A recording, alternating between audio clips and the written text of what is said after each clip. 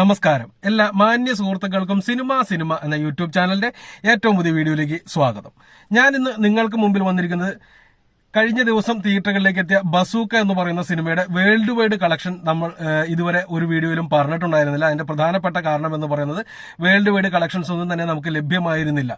ആകെ ലഭിച്ചത് എന്ന് പറയുന്നത് GCC ഒഴിച്ചുള്ള മറ്റ് രാജ്യങ്ങളിൽ നിന്നുള്ള ഒരു റഫായിട്ടുള്ള ഒരു കണക്കായിരുന്നു. അത് നമുക്ക് ഒരു കണക്കായിട്ട് കൂട്ടേണ്ട കാര്യമില്ല. കാരണം മെയിനായിട്ട് മലയാള സിനിമകൾക്ക് കളക്ഷൻ വരുന്നത്, വിദേശ രാജ്യങ്ങളിൽ നിന്ന് കളക്ഷൻ വരുന്നത് എന്ന് പറയുന്നത് നമ്മുടെ GCC കൺട്രീസിൽ നിന്നാണ്. ഇപ്പോൾ അത് ലഭ്യമായിട്ടുണ്ട്. 2 ദിവസത്തെ GCC കളക്ഷൻ ലഭ്യമായിട്ടുണ്ട്.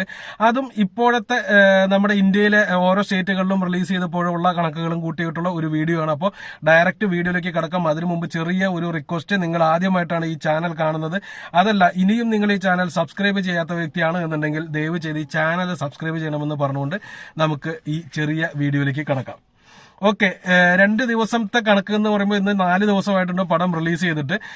ശനിയാഴ്ചത്തെ കണക്ക് നമുക്ക് ഈ ഒരു കണക്കിൽ ലഭ്യമായിട്ടില്ല, അല്ലെങ്കിൽ ഈ ഒരു ഡാറ്റയിൽ ലഭ്യമായിട്ടില്ല. അപ്പൊ നമ്മൾ ഇതിനകത്ത് ആദ്യം പറയാൻ പോകുന്നത് ഇന്ത്യക്കകത്തുള്ള മറ്റ് സ്റ്റേറ്റുകളിൽ നിന്നുള്ള കണക്കുകളെ കുറിച്ചാണ്.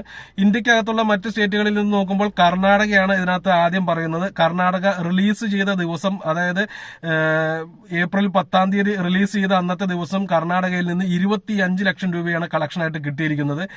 രണ്ടാം ദിവസത്തേക്ക് വരുമ്പോൾ, വെള്ളിയാഴ്ചത്തേക്ക് വരുമ്പോൾ 12 ലക്ഷം രൂപയായിട്ട് അത് കുറഞ്ഞിട്ടുണ്ട്. പക്ഷെ കർണാടകയിൽ മാന്യമായിട്ടുള്ള കളക്ഷൻ തന്നെ നേടുന്നുണ്ട് എന്ന് നമുക്ക് വേണമെങ്കിൽ പറയാം.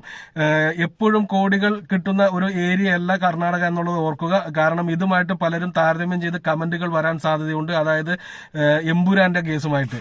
പക്ഷെ ഒരു ശരാശരി ഏതൊരു മലയാള സിനിമയായാലും, അല്ലെങ്കിൽ പ്രത്യേകിച്ച് മമ്മൂട്ടി മോഹൻലാൽ ടീമുകളിലേക്ക് സിനിമകൾ അവിടെ റിലീസ് ചെയ്യുന്ന സമയത്ത് കിട്ടുന്ന കണക്കാണ് ഈ ആദ്യ ദിവസത്തെ 25 ലക്ഷം രൂപ എന്ന് പറയുന്നത്. അതിനപ്പുറത്തേക്ക് വല്ലപ്പോഴും മാത്രമേ സംഭവിച്ചിട്ടുള്ളൂ എന്നുള്ളതും കൂടി ഓർക്കുക. അടുത്തത് ആന്ധ്രാപ്രദേശ്, തെലങ്കാനയാണ്. 2 സ്റ്റേറ്റുകളിലും കൂടി വളരെ മോശപ്പെട്ട ഒരു കളക്ഷനാണ് അവിടെ കിട്ടുന്നത്. അധികം റിലീസിംഗ് അവിടെ ലഭ്യമായിട്ടില്ല എന്ന് തോന്നുന്നു. 2 ലക്ഷം രൂപ മാത്രമാണ് ആദ്യ ദിവസം കളക്ഷനായിട്ട് വന്നത്. 1 ലക്ഷം രൂപ മാത്രമാണ് രണ്ടാം ദിവസത്തെ കളക്ഷനായിട്ട് വന്നത്. തമിഴ്നാട്ടിലും വലിയ കാര്യമായിട്ടുള്ള റിലീസിംഗ് സിനിമയ്ക്ക് കിട്ടിയിട്ടില്ല. 8 ലക്ഷം രൂപ റിലീസിന്റെ അന്നും 3 ലക്ഷം രൂപ രണ്ടാം ദിവസവുമാണ് കളക്ഷൻ കിട്ടിയിരിക്കുന്നത്. റെസ്റ്റ് ഓഫ് ഇന്ത്യയിലേക്ക് നോക്കുന്ന സമയത്ത് 10 ലക്ഷം രൂപ ഇന്ത്യയിലെ മറ്റ് സ്റ്റേറ്റുകളിൽ നിന്നായിട്ട് കിട്ടിയിട്ടുണ്ട്. 4 ലക്ഷം രൂപയാണ് രണ്ടാം ദിവസമായിട്ട് കിട്ടിയിരിക്കുന്നത്. കേരളത്തിലേക്ക് വരുന്ന സമയത്ത് ആദ്യ ദിവസം 3,25 ലക്ഷം രൂപയോളമാണ് കളക്ഷനായിട്ട് പിരിഞ്ഞു കിട്ടിയിരിക്കുന്നത്. രണ്ടാം ദിവസത്തേക്ക് വരുമ്പോൾ 2,25 ലക്ഷം രൂപയായിട്ട് കളക്ഷൻ മാറിയിട്ടുണ്ട്.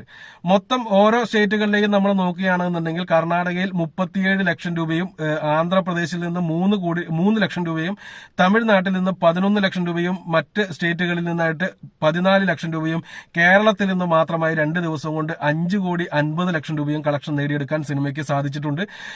ഓവർസീസിൽ നിന്ന് ഇതേ കാലയളവിൽ 2 ദിവസം കൊണ്ട് 4,35 ലക്ഷം രൂപയോളം പിരിഞ്ഞു കിട്ടാനുള്ള ഇതും കിട്ടിയിട്ടുണ്ട്.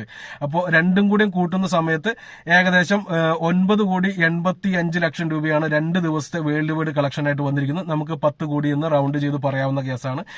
3-ാം ദിവസവും മാന്യമായിട്ടുള്ള കളക്ഷൻ നേടിയെടുക്കാൻ സിനിമയ്ക്ക് സാധിച്ചിട്ടുണ്ടെന്നാണ് അറിയുന്നത്. അതിന്റെ ഡീറ്റെയിൽ ആയിട്ടുള്ള വാർത്തകൾ നമുക്ക് വരുന്നതനുസരിച്ചിട്ട് കൊടുക്കാവുന്നതാണ്. ഓക്കെ, അപ്പോൾ അടുത്തൊരു വീഡിയോ ആയിട്ട് വീണ്ടും കാണാം. നന്ദി, നമസ്കാരം.